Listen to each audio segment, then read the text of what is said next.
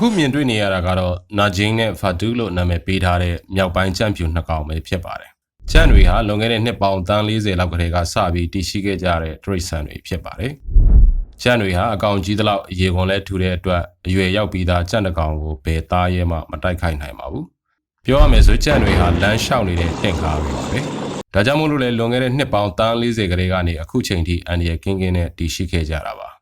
ဒါပေမဲ့ပြီးခဲ့တဲ့ဆယ်စုနှစ်တစ်ခုအတွင်းမှာပဲကြံ့တွေဟာမျိုးတုံးလူအန်ဒီရကိုကြုံတွေ့နေရပြီဖြစ်ပါတယ်။အကြောင်းရင်းကတော့လွန်ခဲ့တဲ့ဆယ်စုနှစ်တစုအတွင်းမှာအာဖရိကမှာဖြစ်ပွားခဲ့တဲ့ပြည်တွင်းစစ်ရဲ့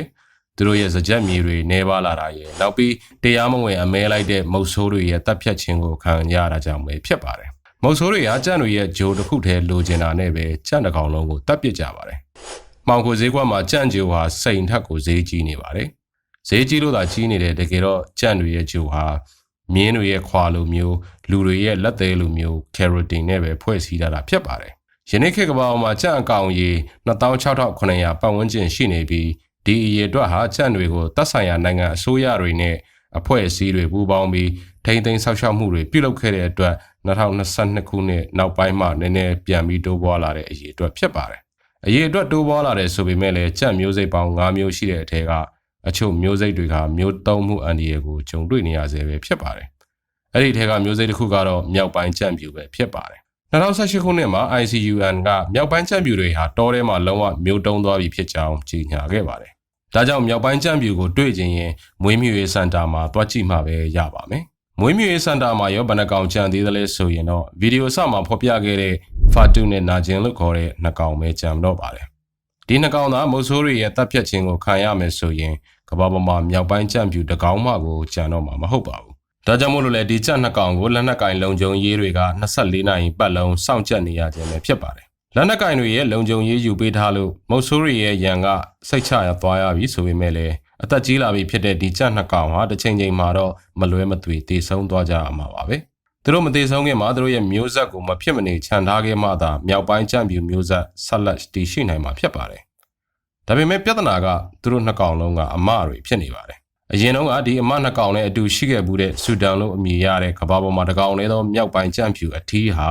2018ခုနှစ်မတ်လမှာအသက်ကြီးပြီးတည်ဆုံးသွားခဲ့ပြီဖြစ်ပါတယ်။ဒါကြောင့်သိပ္ပံပညာရှင်တွေဟာဒီမြောက်ပိုင်းကြံ့ပြူတွေရဲ့မျိုးဆက်ကိုရရှိဖို့အရေးနီလန်ပေါင်းစုံနဲ့ရှာဖွေကြရပါတော့တယ်။ BioRescue လို့ခေါ်တဲ့အဖွဲ့အစည်းဟာတရိတ်ဆန်တွေမျိုးတုံးမသွားအောင်စ조사ဆောင်ရွက်နေကြတဲ့အပြည်ပြည်ဆိုင်ရာအဖွဲ့အစည်းပဲဖြစ်ပါတယ်။ BioRescue ရဲ့လူဖန်တီးထားတဲ့မျိုးပွားမှုကသာမြောက်ပိုင်းကြံ့ပြူတွေရဲ့အနာဂတ်ဖြစ်နေပါပြီ။1980ခုနှစ်လောက်ကတည်းကစပြီးမြောက်ပိုင်းကြံ့ပြူထီးတွေစီကနေတောက်ပိုးကိုထုတ်ယူပြီးအေးခဲတဲ့နီးနဲ့တင်ဆဲထားတာတွေရှိပါတယ်။ဆူဒန်မသေးဆုံးခင်ကလည်းသူ့ရဲ့တောက်ပိုးကိုထုတ်ယူပြီးအေးခဲထားတာရှိပါတယ်။ပုံမှန်ဆိုရင်တော့ဒီတောက်ပိုးနဲ့လက်ရှိအမနှစ်ကောင်ရဲ့မျိုးဥတွေနဲ့ပေါင်းစပ်ပေးနိုင်ခဲ့မယ်ဆိုရင်တော့တရေအောင်ပြီးမျိုးဆက်သစ်တွေကိုမွေးမြူရရှိနိုင်မှာပါ။ဒါပေမဲ့ပြဿနာကလက်ရှိအမနှစ်ကောင်လုံးကခန္ဓာကိုယ်မှာချွတ်ယွင်းချက်တွေရှိနေကြပြီးနှစ်ကောင်လုံးကိုယ်မဆောင်နိုင်ကြပါဘူး။ဒါကြောင့်လောလောဆယ်မှာသိပ္ပံပညာရှင်တွေဟာအမနှစ်ကောင်စီကမျိုးဥတွေကိုပဲထုတ်ယူပြီးအေးခဲတဲ့နီလန်းနဲ့တင်ဆဲထားပါတယ်။သိပ္ပံပညာရှင်တွေရဲ့လောလောဆယ်အစီအစဉ်ကတော့ကြံ့အထီးရဲ့တုပ်ပိုးနဲ့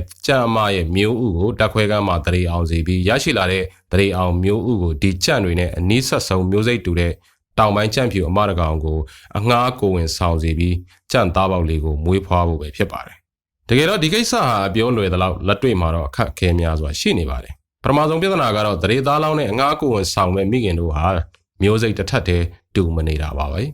တောင်ပိုင်းကြံ့ဖြူနဲ့မြောက်ပိုင်းကြံ့ဖြူတို့ကမျိုးရိုးနီးစပ်ကြတယ်ဆိုပေမဲ့လည်းမျိုးရိုးဗီဇပိုင်းမှာရောရုပ်ပိုင်းဆိုင်ရာမှာရောအနည်းငယ်ကွာခြားကြပါတယ်။ဒါကြောင့်တောင်ပိုင်းကြံ့ဖြူအမရဲ့တအိမ်တွေကိုမြောက်ပိုင်းကြံ့ဖြူတရေသားလောင်းထည့်လိုက်တဲ့အခါခန္ဓာကိုယ်ကအတိမတ်မပြုတ်ခဲ့ရင်တနည်းအားဖြင့်တရေသားလောင်းကိုယောဂအမှတ်နဲ့ကြံ့အမရဲ့ကိုယ်ခံအားစနစ်ကတိုက်ခိုက်ခဲ့ရင်ပြတ်ကျတာတွေဖြစ်နိုင်ပါတယ်။နောက်တစ်ချက်ကတရေသားလောင်းကိုကိုယ်ဝင်ဆောင်မဲ့ကြံ့အမရဲ့ခန္ဓာကိုယ်တွေကိုထည့်တဲ့အခါမှာမျိုးကျွေတဲ့အချိန်ကိုအတိအကျထည့်နိုင်မှာရပါမယ်။ဒါမှလည်းတရေတည်နိုင်မှာပါ။တကယ်လို့အောင်မြင်နေပဲထားအောင်မွေးလာမဲ့သားပေါက်လေးကကြမ်းကြမ်းမာမာနဲ့မွေးလာဖို့လိုပါတယ်။ဒီလိုမျိုးစိန်ခေါ်မှုတွေရှိနေတဲ့အတွက်မျိုးဆက်ပြီးအောင်မြင်ထားတဲ့တရေသားလောင်းကိုအငှားကိုဝင်စတဲ့မထည့်သေးပဲလောလောဆယ်အထိတော့ nitrogen အရေးထဲမှာပဲတင်ဆဲထားပါသေးတယ်။လက်ရှိအချိန်မှာတရေအောင်ပြီးသားသားလောင်း9ကောင်အထိရရှိထားပြီဖြစ်ပါတယ်။ဖာတူစီကနေမမျိုးဥတွေကိုနောက်ထပ်9နှစ်လောက်အထိတော့ဆက်ပြီးထုတ်ယူလို့ရအောင်မယ်လို့သိပ္ပံပညာရှင်တွေကခန့်မှန်းပါတယ်။ဒါပေမဲ့အသက်ကြီးနေပြီဖြစ်တဲ့နတ်ဂျင်းစီကတော့မျိုးဥတွေထပ်ပြီး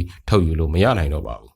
ဒါကြောင့်ဒီအလုပ်ကအချိန်လူပြီးလုပ်နေရတဲ့အလုပ်လို့ပြောလို့ရပါတယ်။မြောက်ပိုင်းကျမ်းပြူတွေမျိုးတုံပျောက်ကွယ်မသွားအောင်ကြိုးပမ်းနေရတဲ့ရည်ရွယ်ချက်ကတော့လွန်ခဲ့တဲ့ဆယ်စုနှစ်တစုစာတုန်းကလူသားတွေပြုလုပ်ခဲ့တဲ့အမှားကိုပြန်လည်ပြင်ဆင်နိုင်ဖို့ပဲဖြစ်တယ်လို့ BioRescue ရဲ့အဖွဲ့ခေါင်းဆောင်ဖြစ်သူ Professor Thomas Hildebrand ကဆိုပါတယ်။ကျန်းတွေဟာဆင်ကဲပြောင်းလဲတဲ့နေရာမှာအမှားယွင်းရှိခဲ့တာမဟုတ်ပဲလူသားတွေရဲ့တနတ်ကြည်စံကိုမခံနိုင်လို့သာမျိုးတုံးလူနီဖြစ်ခဲ့ရတာပါတဲ့။